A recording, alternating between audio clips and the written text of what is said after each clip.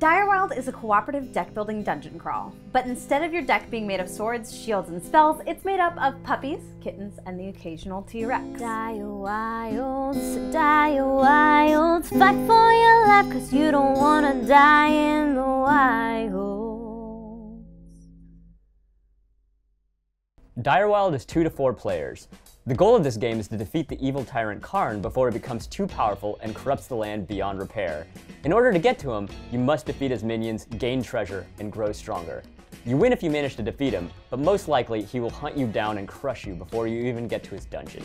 You play as one of the 10 possible heroes, each with their own unique magical abilities and passive skills. Your heroes all share one trait in common. They are animists. They have the ability to commune with the creatures of Direwild, who will aid you in your quest to save the land from Karn. These creatures are represented as cards and have their own abilities and synergies. In this game, your hero starts with their own basic deck. The deck is comprised of puppies and kittens. Kittens are charming and allow you to bring in new creatures into your deck. Puppies are loyal and will add to your fighting strength. As you continue your quest, you'll bring in new creatures that will do even more. Every turn, you'll find the best way to combine them into one creature, and then you bring them into battle with you. Armed with your creature, you'll fight the minions of Karn. There are many different kinds of minions, each with their own quirks. You'll notice that they all have hit points and attack strength. In order to defeat them, you must generate more attack than their attack strength. If you manage to do this, you'll deal 1 damage to them. Deal 3 points of damage, and each of them are defeated. So how will you deal this damage? Well, your hero automatically does D3 damage, and the rest need to come from your creature.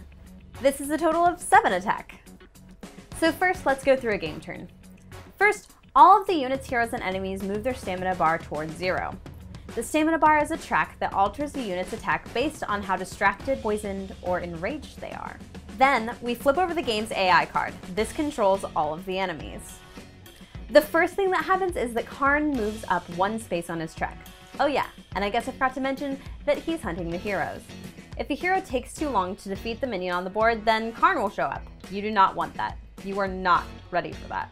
Then, the enemies move around. If they are unaware of your presence, then they move along these footpaths. If they are aware of you, however, they will come right for the closest hero. Now it's the player's turn. First, they pick a turn order. There are strategies to this, but we'll let you figure that out on your own. Then all players draw, and in turn order, they play their hand. Cards will sometimes have abilities shown in a red banner. These happen immediately. They consist of abilities such as poisoning enemies, having another player discard a card, or even allowing players to draw cards. Once all players have done that, you can now count up how much charm you've generated and buy creatures from the wilds.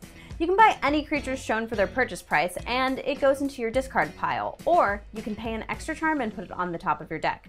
We highly recommend this. There are also other things that you can do with your charm. You can destroy creatures and bring the top creature down from the outer wilds into the wilds, or you can start unlocking upgrades for your party of heroes. Once all of the locks have been removed on a stack, then you will now have access to new powers. The first allows you to access advanced creatures. Ooh. Once players have spent their charm to recruit a creature from the wild, they then build the creature from the cards in their hand and get to fighting. The first player is already next to a minion, so let's let them have at it. If you lose the fight, then you'll take a fatal wound into your discard pile.